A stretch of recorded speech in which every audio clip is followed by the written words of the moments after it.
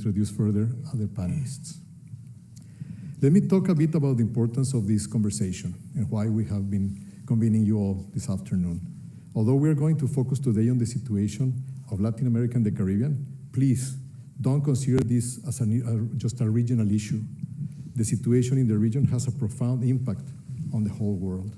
Latin America and Caribbean's contribution to global agricultural production, food security, and biodiversity preservation is key. Despite being home only to around 8% of the world's population and representing around 16% of the world's land area, Latin America still holds the world's largest reserve of arable soil, 6 of the world's 10 most biodiverse countries, 30% of the world's renewable water resources, 23% of global forest coverage, and 46% of tropical rainforests, 30% of the world's biodiversity, 40% of the world's food production comes from Latin America.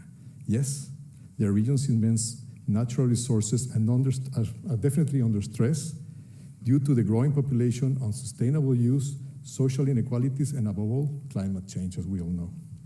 Yesterday, as we know, one of the worst hurricanes has hit the Pacific coast of Mexico with devastating the port of Acapulco. Our condolences to those affected back in our home country and home region. So let me just continue with some more figures that I think are relevant to have in mind as we progress into the panel. The agricultural sector already uses in Latin America 25% of fresh water and 33% of the arable land. Agriculture already generates almost 50% of the region's greenhouse emissions, and urbanization and agricultural expansion are responsible for the degradation of more than 20% of forests and farmlands. So this represents a threat, as I said, not only to regional, but also to global food security and biodiversity presentation. But we're not here today to discuss looming catastrophes, but we are here to discuss solutions. So every coin has two faces, and compared with other regions around the world, LAC is very well placed to scale up its agricultural production and trade. This is not just wishful thinking, it's something that has already happened. Agricultural research has been one of the key factors in increasing agricultural productivity in the region over the past decades, and the centers of the CGIAR have been the key players for that. So we need to take it to the next level. We must foster a comprehensive, collaborative research and development agenda that brings together the capacities and resources of private, public sector, international funders, organizations, the civil society, academia, NGOs, and of course, farmers and their organizations, so that we can maximize, again, Latin America's contributions to global agriculture and biodiversity solutions. With such a collaborative agenda, we should include coordinated policy measures, research and innovation strategies, and an adequate funding packages from national, regional, and multilateral financiers. So today's event intends to be another step in raising awareness of LAC's relevance to the world agri-food systems. We, as CGIAR, offer our more than 50 years expertise and our solid presence in the region to keep pushing for that agenda. I would like to acknowledge here also the representation today of the other 3 co-hosting centers. Hugo Campos from CIP, the Deputy Director of their General Research, is here with us, and our colleagues from IFPRI and Alliance Biodiversity CIAT, as well as colleagues and friends from the other centers of the CGIAR around the globe. So I'm sure that this panel will motivate us further and will join us to enrich and accelerate this discussion. So once again, thank you all for being here, and I will pass now the floor to Bram to get to trigger this dialogue. Again, thank you very much, and I'll see you at the end to a closing. Thank you so much. Thank you, Joaquin. Thank you, Joaquin, and thank you for being here. It's day 3. We're almost close to the big moment, but before that, we could not go to that big moment if we hadn't talked about agriculture in Latin America. So thank you for having chosen this side event. We hope, and I think you will see, it's going to be one of the best ones. Not the least because we have an outstanding panel here today. I have the honor to introduce to you Elsa Morano. She's the director of the Norman Borlaug Institute for International Agriculture and Development. She's a professor of food microbiology. She's the president emerita of the Texas A&M University and she is especially working very, very hard for the region and for its agricultural transformation. We also have Rob Bertram, Chief Scientist of the Bureau for Resilience and Food Security at the U.S. Agency for International Development, USAID. And Rob especially is the one that fights for resources for development, that fights for researchers in development, in the development agency for research and innovation. A true champion for the cause. And last but definitely not least, we have Pilu, Maria Giraudo, but we all know you as Pilu. Yes. She's the honorary president of Argentina's No-Till Farmer Association, APRESID, co-founder also of the Red of Rural Women. She's the 2016 Kleckner Awardee, and maybe not everybody knows, but she's also has a radio show where she invites other farmers to listen and discuss the latest innovations. Three of you, thank you for being with us this afternoon. And I'm going to start with you, Elsa, this panel. And I actually would like to hear from you with your experience at Texas A&M, but also as the chair and board of trustees of the International Livestock Research Institute, ILRI, and an advisor to the World Food Prize Foundation. Can I ask you what, for you, is the biggest challenge in the LAC region? And where are the investments needed the most to really promote those innovations and take the huge potential that Joaquin just described into action and into results? Well, thank you very much for this great opportunity. I will hopefully answer your question as I go through my slides. I'm a professor, so I have to have slides, that's how that works. But to begin answering your question, I would say that, what we've heard over the last 2.5 days about other regions of the world, today, for example, about Africa, the same holds true in Latin America, that the natural resources are incredible, but at the same time, they are very much victims of climate changes. I mean, we just talked about, as you just mentioned, the hurricane, and there's so many different conditions that affect agriculture. But yet also we have issues with the farmers not having necessarily the support that they need and so forth, and the policies in the various countries. So I wanted to get us started, though, by reminding ourselves, if we look at Latin America, let me go back here, and you can see the results of food insecurity. You see there what we all know very well is the migration that took place and continues to take place. The picture on the right is a picture that was actually produced in a book by Roger Thoreau, but it's from a village in Guatemala where there's a company by the name of Hormel, which probably a lot of you know about, Hormel bacon and all of those things. They have a program where they distribute canned meat products in villages in Guatemala, for example. In this particular village, they distributed this reinforced, extra nutrients meat product to this village. And so there was a lady who was pregnant, and so she consumed this product through her pregnancy. And when she gave birth to this beautiful boy in the yellow outfit. You see his sister holding him. Beautiful. His sister is 12 years old.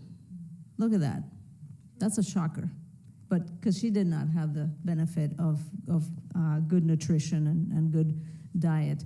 And that happens, Latin America is right there for all of us. It's not on the other side of the planet. It's right there, and yet this continues to happen. So how are we going to feed these 9 billion plus by the year 2050? And we've heard lots of presentations, I'm not going to repeat myself or others, that it's about smart agriculture, climate smart agriculture, but we need to focus on value chains for which there are markets, because that elevates these farmers out of poverty. If we elevate them out of poverty, you elevate them out of hunger, okay? It doesn't do farmers any good if all they're able to produce is something that's all they can eat because they can't really sell it. It's not good nutritionally, and it's not going to get them out of poverty. But if they can produce something for which there's a market, that really makes a huge difference, okay? And of course, doing so sustainably and with resilience to these climate extremes that we just mentioned. By the way, Latin America and the Caribbean is the second most prone region in the world, as it says on the slide, to climate change. Okay, second most.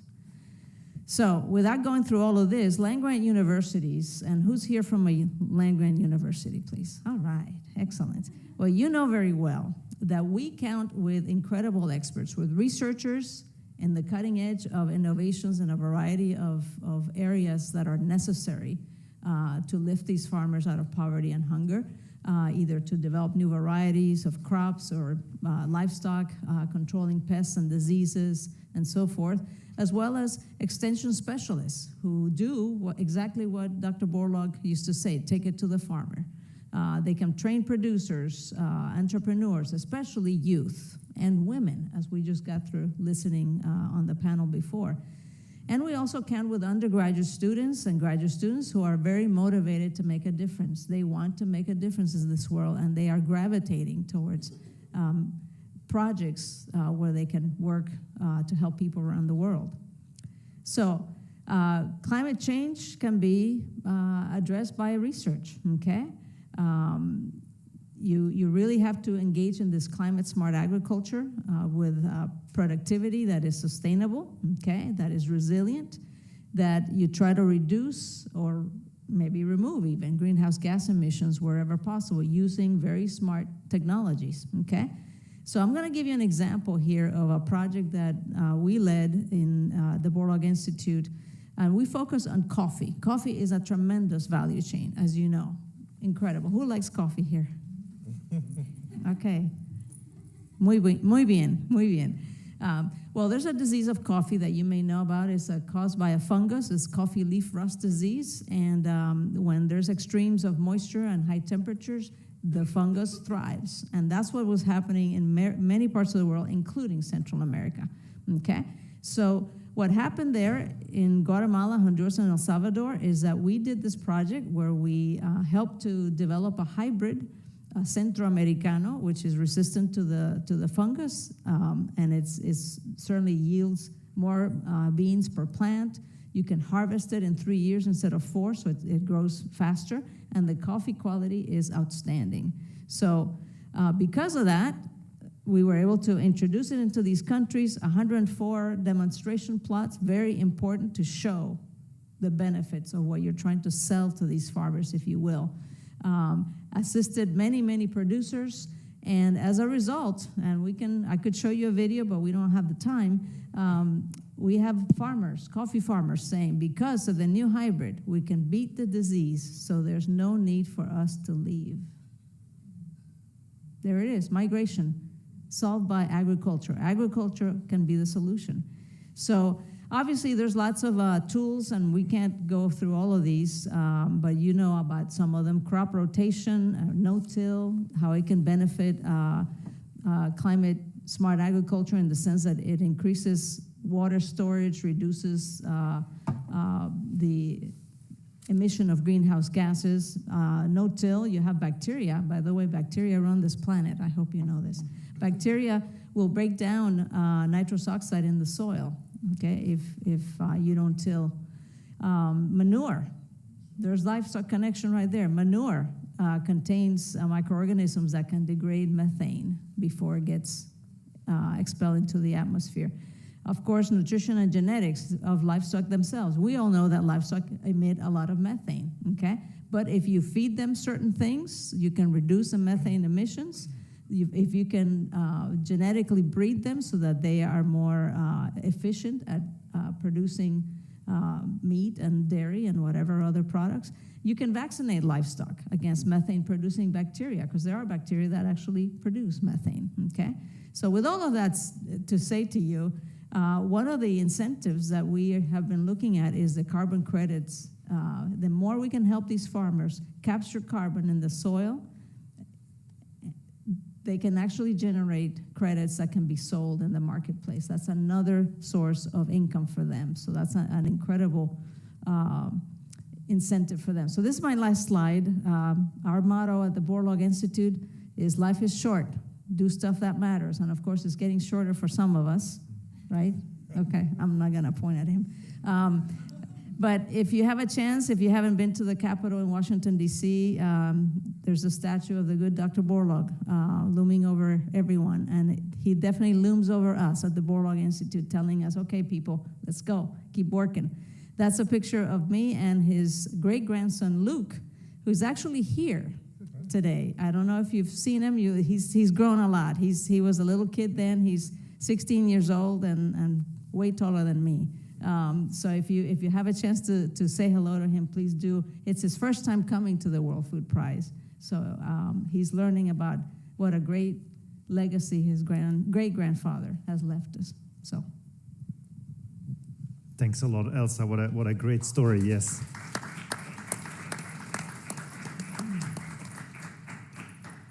And so, Rob, over to you. But before that, once again, thanks for everything you do for science and innovation in development. And from that experience, tell us a little bit about what you have as successful initiatives. What have you seen, experience, and recommendations that you can give us? Over to you. Okay, thank you, Bram, and greetings, everybody. And it's a team effort at USAID for sure. I did get asked a question about multilateral and bilateral strategies, so I'm going to bring in some of that. So the region, as I think everybody here knows, is extremely heterogeneous, right? And you've got NARs like Embrapa and INIFAP and ICA juxtaposed with really small, very limited resource research systems in some smaller countries. And we see the same heterogeneity in the farming systems. Think about Cordoba in your country or the Cerrado in Brazil. I mean, compared to Las Tres Hermanas growing on a hillside in Guatemala. So it's very, very diverse. But the region is amazing. 45% of global exports now, expected to surpass 50% of all global food exports by 2028. So this presents a cognitive dissonance to the multilateral world. It doesn't really work as a region in the calculus that donors make around where to put their money. But these figures mask those hotspots, and Elsa showed us some, of hunger and malnutrition. And Feed the Future, I'm very happy to say, the U.S. government's Global Food Security Initiative recognizes this, and we work in Honduras, Guatemala, and Haiti in particular, and a few other areas as well. So just thinking back, Bram, about, I don't know, maybe 20 years ago or more, the Inter-American Development Bank pulled back from the CGIAR system, and they created Fontagro, and Fontagro is great, but it was a regional multilateral system, and we've lost the voice for the region in the global multilateral system. And in my opinion, Latin America needs both. You want both forums. You want to have, because there's a great story to tell. And when I think about it, so many innovations came from the region. I was trying to remember things over the years. So if I can turn my page here. So FLAR, that's the rice grower supported network in Colombia, amazing work, paid for by the beneficiary farmers, but providing affordable rice to millions and millions and millions of consumers in the region. Functional forage seed systems. Oh, wouldn't we love that in some other regions? Regional research networks, I think, really started there. I can't remember the original acronym for the bean network in the Caribbean, but it was one of the very first ones, and I think the Swiss supported it. National commitment in the Southern Cone, just amazing. I mean, Brazil alone is such a huge investor, and that shows in the productivity gain figures and their spillover in the region. Openness to private sector investment and progressive regulatory systems. So there's been a lot of really, really important things in Latin America that have driven the investment in agriculture and growth. Do you mind if I go on a bit more? Please. Okay, so with COVID, economic growth basically lost a decade. And poverty went from about 33% to 40%. And 2/5 of that, 16% of the total in Latin America is extreme poor, okay? So there is a real, still an underlayment of very poor people. Again, and it's almost all in rural areas, and in 2 regions characterized by large numbers of smallholders, the Andean highlands and the Northern Triangle in Central America. So there's a mixed story of investment in agricultural research. Heavily, the NARs were influenced by influential farmers, so they did a lot of cash crops work. And the CG did a lot of the staples. And it was almost like an unspoken agreement, an unwritten agreement, it seemed to me. And the NARs focused on coffee and livestock and horticulture. Now, coffee, I'm so glad that Elsa told her story for many reasons, but one of them is that coffee countries don't always love to share everything with each other because it's such a competitive industry. So sometimes that gets into the way of when we need true regional or global international public goods, as we did in La Roya. The global narrative, though, isn't lost, right? There are 3 centers based in Latin America and the Caribbean. And when you think about it, the rest of the world is so lucky. LAC crops, cassava, groundnut, maize, potatoes, sweet potato, beans, tomato, pepper, squash. This is the foundation of food security in Africa and other regions too. We're very, very fortunate that the region has shared its bounty, but the good news is that the research institutes are continuing to support outcomes in places like Africa. You might have heard about the African Food Prize for PABRA, the Pan-African Bean Research Alliance, led by CIAT and the Alliance, and they just won that award, and that was very important for the work in Africa, but it was also very important for what happened in Colombia. Remember, the genetic diversity is in Latin America for these crops. So this is part of the great genius of the CGIAR, and not just CGIAR, the global agricultural research system that shares germplasm, that shares diversity, so that farmers everywhere can benefit. But there's lots of other examples. Fall armyworm control. First stop was Brazil when it came into Africa. Wild relatives of potato and groundnut, hugely important for disease resistance. And of course, thinking globally about managing and utilizing crop diversity. So much of the South-South partnerships, and Canayo knows this, donors love South-South partnerships. They love the idea that Africans are working with Latin Americans, are working with Asians to solve problems, to share solutions, and that's a great example of it. So what do I think is needed at this point? I think we still need those good yields on maize and beans, rice, but we also need, and there is the burden of outmigration. It's a burden too, loss of labor. Multilateral investment is still critical for staples, but the African paradigm is not going to work in Latin America. Markets work very well there. The problem in Latin America is access. People do not have money to buy food. So we did some work with IFPRI just a couple years ago, and ERS, Keith Fugly, some of you will know him, that showed that if we really want to get that in Latin America, we need to work on coffee, thank you, Elsa, and for income, and also horticulture for the local and regional markets, not talking about high-value exports. But farmers need to make money. And so, part of the idea is if you get your yields and your staples up, you're less risk, higher yields, you've got more opportunity to diversify. I'll finish up here.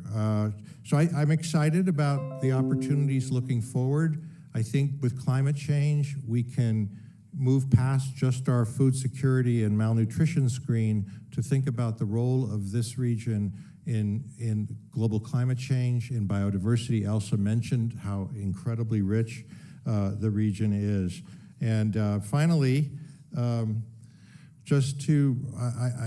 also think it might be the place where we find solutions. Latin Americans eat meat, they like it. Well, there's some net zero cattle production going on in the Llanos. So we need to understand this and what that can look like. So I think the innovation that goes on there is going to become, it's still going to be as important as ever, Bram. And I hope AID is going to find ways. We do some, but I think with this global climate approach, we could do more to help find these solutions. Thanks. Thanks, Rob. Yes. Thanks, Rob. And that for sure was a passionate plea to take it from Elsa's picture of hope and needs towards there's potential solutions, not only for the region, but for the rest of the world. And Pilu, as a farmer that actually needs to put those solutions into action, but also is at the basis of doing exactly that, bringing some of your experience to the rest of the world. Tell us your story. Thank you, Bram. Thank you, Joaquin. It is an honor for me to be with you here today. And during the whole World Food Prize, having the opportunity to put the voice of farmers here is crucial for us. So thank you very much. And as a farmer, as a Latin American farmer, I feel blessed because in Latin America we are blessed. We have all the climates, all the ecoregions. We have biodiversity. We have the possibility to have a lot of activities, a lot of productions, different scales. We have the reach of ethnicities, cultures. We have the power of traditional and innovation knowledge. Wow, it's incredible. We have all. It seems to be that we have all. But we can also have different knowledge in different parts of Latin America and the Caribbean, different strategic knowledge. Because if we think that what are the real demands for agriculture, we know that we need to produce more with less. We need to achieve the demand for the population that is increasing and increasing. We have to have a less footprint. We need to be resilient. And another very important point is that it seems to be that everyone all around the world knows what farmers need to do. Everyone, everywhere, tell us what to do. And that is incredible, but this happens in all around the world, not only for Latin American farmers, And of course, we know that we cannot do it alone, that we need the help of a lot. But the point of thinking in Latin America is that in different regions, we have a very important development because of all of the organizations that we have the privilege to have in the region, research institutes, farmers organizations, and other confederations just more specialized in the different products and activities, But perhaps we have a very big problem that we are not together. We are not working together. We are not working in an organized way and thinking about how important is our role as Latin American region, not only for our countries, not only for our population, also for part of the world that is waiting for us. That is a huge challenge and a very big responsibility for all of us. And most of the time we have this responsibility, but we don't have the tools to achieve the objectives. Here in Latin America, we have the tools. We need the power of investment in order to improve all this potential, Because, for example, I can tell you, I am from Argentina. My country, my neighbors, we have a very good experience around how to stop the deterioration paradigm of agriculture and how to choose paradigm of regenerative agriculture based on no-till farming, you know. And we experienced that transformation through the farmer-to-farmer exchange, because, you know, as farmers, we trust in farmers, first of all. After that, we need science to validate our technologies. But that is a real revolution that is improving and improving all the time. And I see my colleagues and my fellow friends from Colombia, Mexico, that they are developing different technologies and different strategies locally in order to solve different problems. But we have the power to share all this knowledge. They had the possibility to share all these visions, all these expertises that we have in the region. And when I think about that, we have the commitment to show how science is crucial for us, you know, because we are involved in basic needs of humanity. We need to success, and we need to have the capacity to work promoting production, economy, environment care, and social development. And that is a real responsibility. And the only way that as farmers we can be able to success is to have a very important support by science, a very important support by the different institutes and organizations. And perhaps I can wait just a minute to say another things that we need in order to go improving.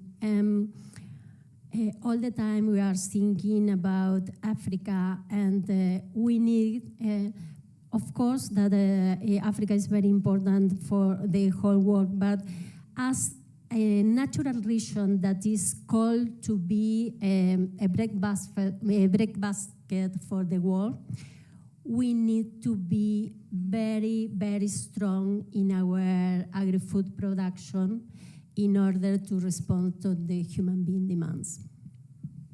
Thank you, Pilu. And I think you could appreciate this vision from an academic viewpoint on the opportunities, from an international cooperation perspective, and from a farmer.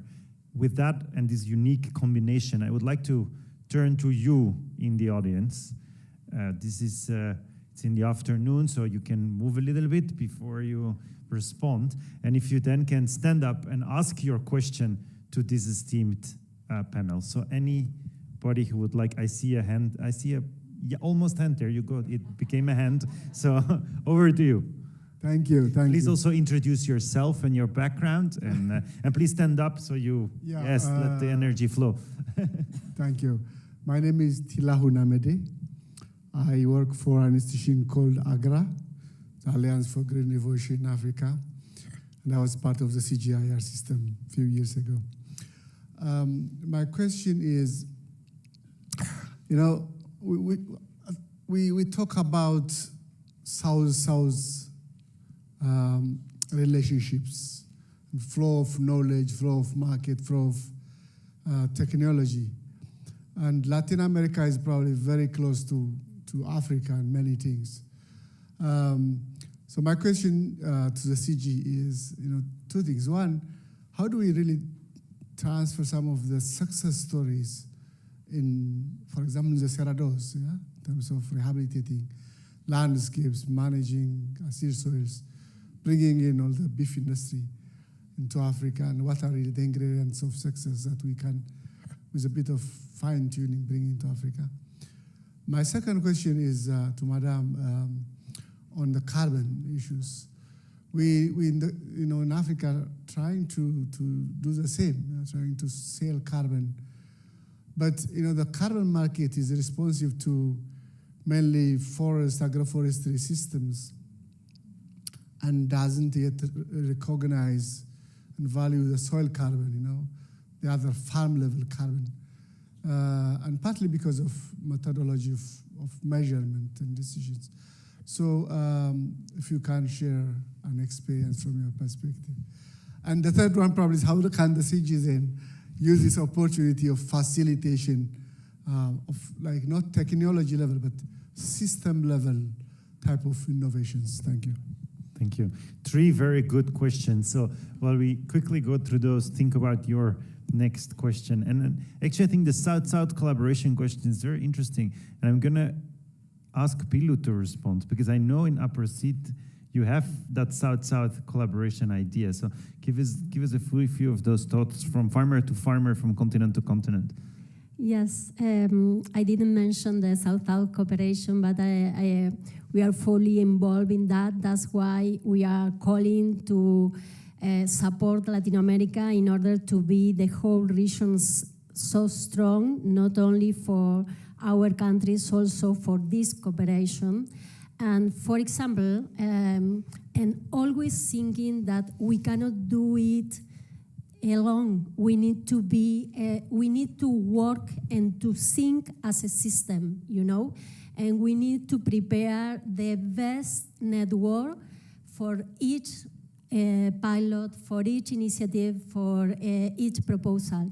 And that's happened with APRESID in my country, the farmer organizations that I belong, part of the seed industry, part of the machinery industry in my country, the research institute in my country, and also part of the public sector, to make a pilot in sub-Saharan Africa, in order supported by the African Development Bank, in order to share the knowledge, to have the medium long-term opportunity to adapt the knowledge and the system to the region, and also to work with the training of all the people there.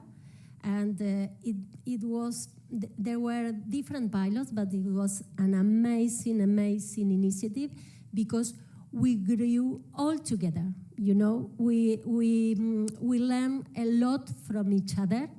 We have real results on the ground, and we have the opportunity also to exchange and to promote abilities and skills, not only in the community, also in the science, in the different scientist groups, and also in the public function, you know, in order to share the vision and to have to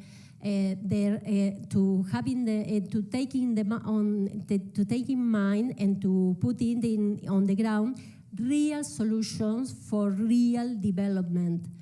But always, and I will insist and I will repeat the same, we need to think and who are the crucial stakeholders and actors that we need in the system, in the group, to success.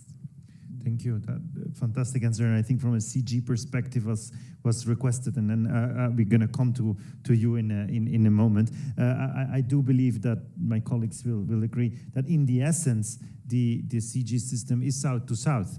If you can see how the wheat seeds go around, if you can see how farmers in Mexico learn, and then all of a sudden that same variety is used in South Asia, but also the same with the sweet potato work, etc.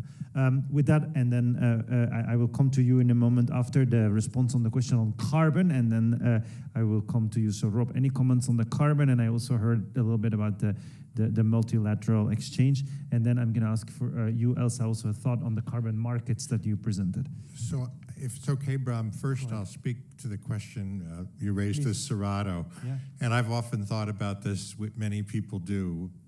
These are ancient weathered soils, and yet Brazil has figured out how to make them productive. I think it has to do with looking at soil differently as capital rather than as an annual investment to be recouped in a single season. So if we think about phosphorus, if we think about bases from like lime, and then fantastically in the work that CIAR led, the inclusion of the acid-tolerant legumes.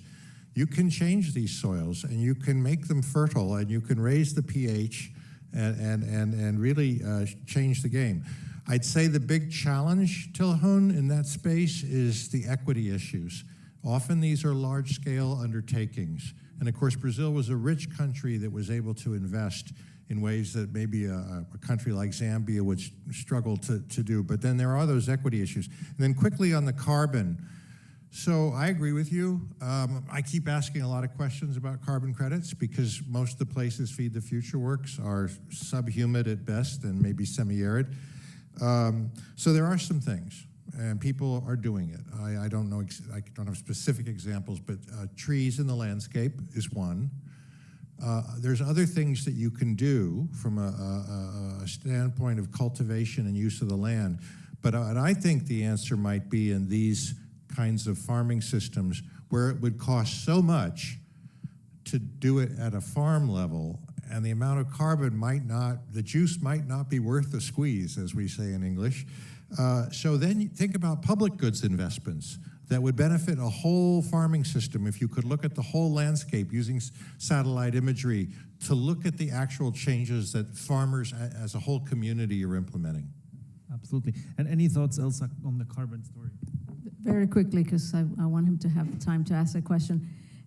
It's complex, and frankly, to add to what Rob just said, a big issue with the carbon market, if you want to call it that, is that it's a commodity, okay? And as you just explained, it has to be worth the trouble of no-till and all the other things that you have to do. And the problem, as I see it right now, is that it's the companies that would buy such carbon credits, like the airline industry, whatever, they're setting the price very low, obviously. It's for their own good, their own benefit, as opposed to setting it higher, which would benefit the farmers, give them an incentive to do these things. And so we're trying to figure out how to establish the system such that, for example, it's cooperatives of producers, associations of producers that help set the prices, so that then companies that are needing to buy those credits to offset all the greenhouse gases that they emit, then it becomes an actual commodity of value. So, thank you, Elsa. And over to you now. Yes. Thank you. My name is Jerry Perkins, and I'm on the board of directors of Self-Help International. We're a fairly small nonprofit operating here in Iowa. At the behest of Dr. Norman Borlaug, we got involved with supplying quality protein maize from Simit in Ghana and then in Nicaragua. And we have also introduced, since 2019, biofortified beans, and we're now working with biofortified rice.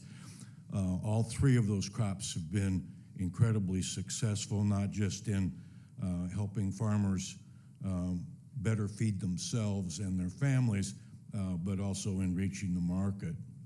None of that would have been possible if I could immodestly say that Self-Help hadn't provided our farmers with some small credit so that they could purchase the inputs that they need to produce those wonderful crops that have been produced by groups like CIMMYT and CIT and the research from around the world. So I would hope that you would talk a little bit about how reaching small farmers with credit programs like Self-Help does would impact production in Latin America. And I will say, just add parenthetically here, we have a 98% repayment rate because our farmers are good farmers, but they just need some of the tools to produce.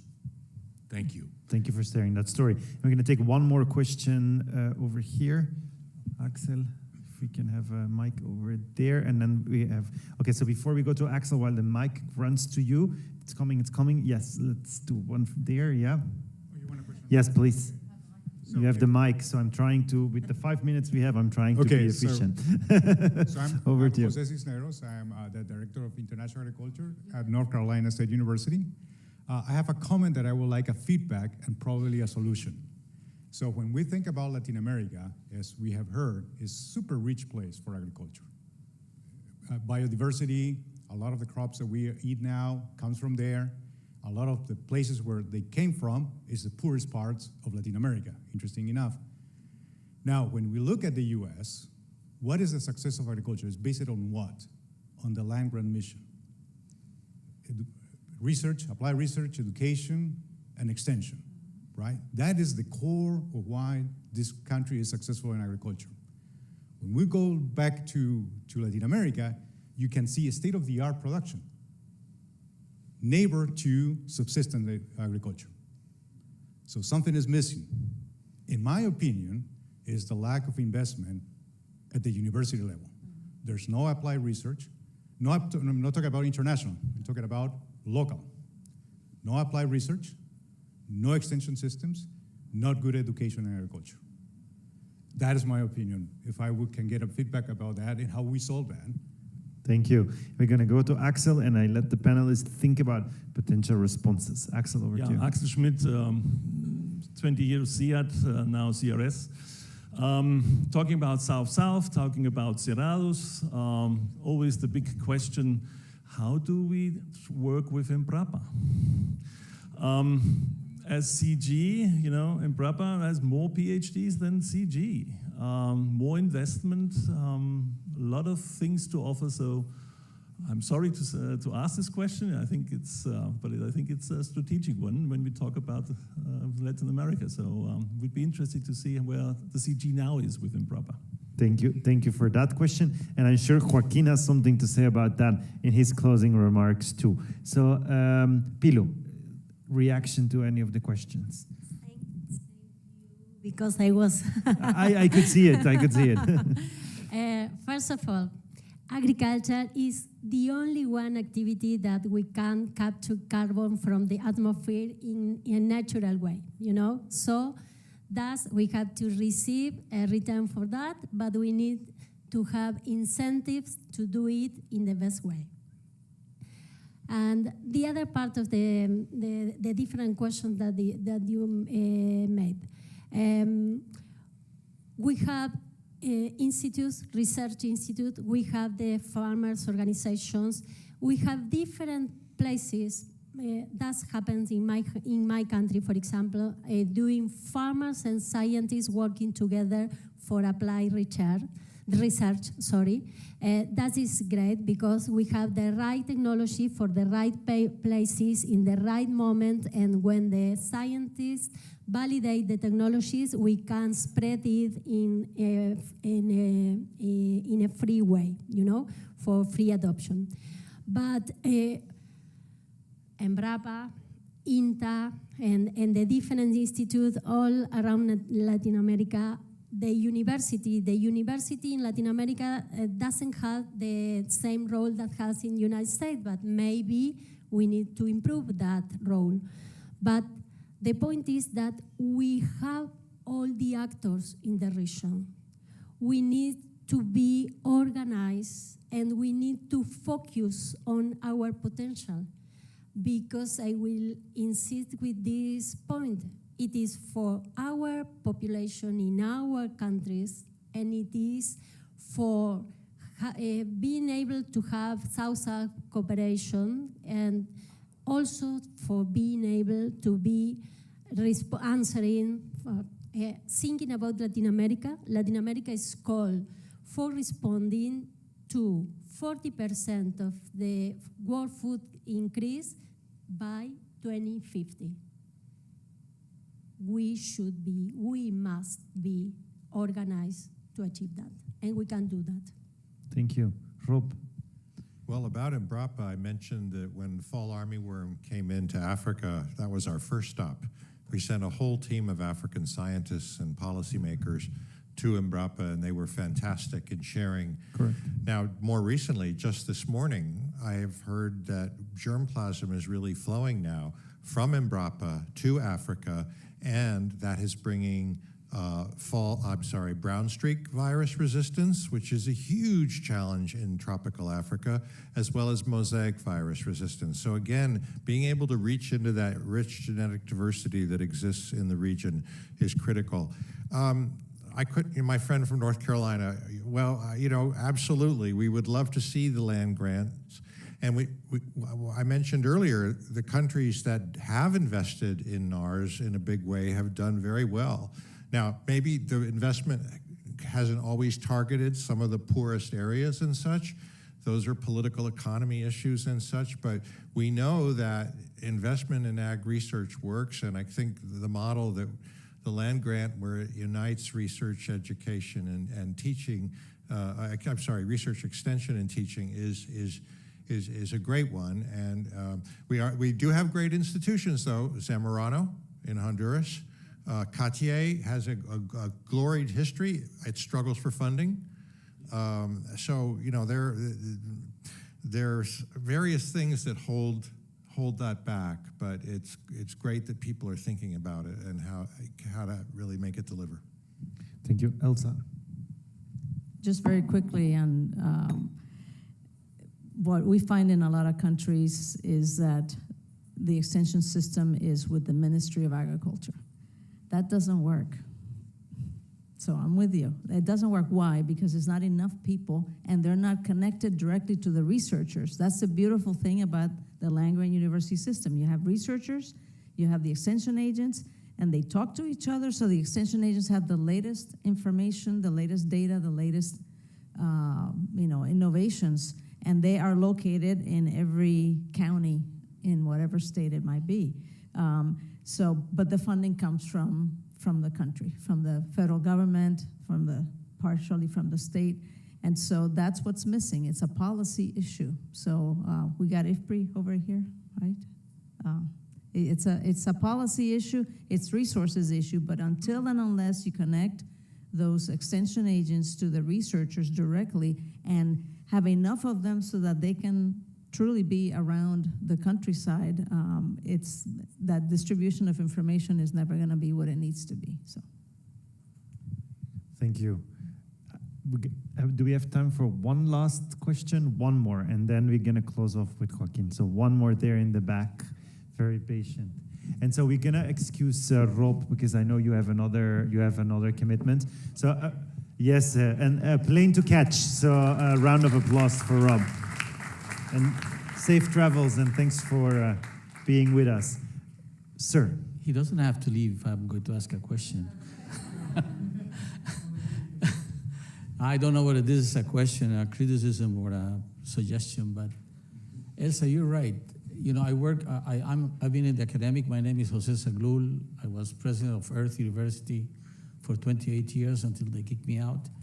And one thing that happens with the CGIAR, the research centers, is exactly what you said. There is no connection between the research and the extension agents. And I don't know whether it's fault of the government or because of the way the CGIAR are structured.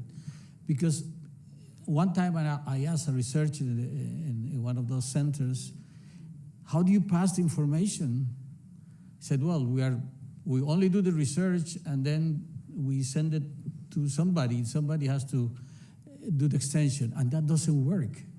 And I think what we need, my suggestion is that we should open up and work with the universities, with the extension agents from the very beginning. Otherwise, if they are separated, it never works. Thank you, sir. It's not a question. Well, and I think this is a huge opportunity to look at models like Masagro that integrate private sector, universities, that does make that connection with the national system. So final thought, Pilu. Yes, only to say, mostly here in this session is to listen to the farmer, because most of the time the scientists, the researchers, the academy seems to know what farmers must do, and without hearing farming. And the best answers we will find and design and create together, you know? So only that. Thank you. Elsa, last thought. Well, we are all committed, I think, to making all the right connections, and that the time is now. You know, let's stop talking, let's get to work. Thank you, and that's a clear message. Joaquin, if you can make us stop talking, then we can get to work. I just love that. Yes, let's get to work, and especially after this inspiring dialogue. Thank you, Bram, for moderating so skillfully and so vividly. Pilu, Elsa, Rob had to leave because I think we're all having to rush now. But thank you so much. I think you've helped us this afternoon to, again, raise the voice for Latin America, advocate. I'm sure we have summed up more advocates in favor of LAC that will go out and help us, conquer this quest to help the region support a fit, secure future for the world. I need to now ask Ahmed to come up and give me a couple of little tokens of appreciation to our panelists, Pilu and Elsa, Bram and myself, and we're going to thank you.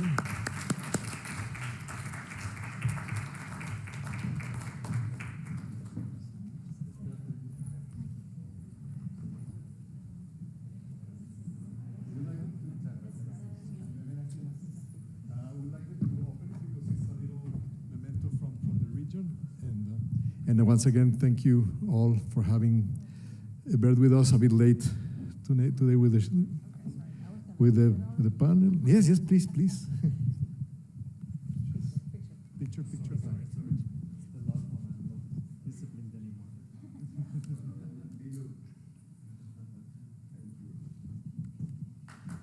Thank you so much. Again, thank you, Bram.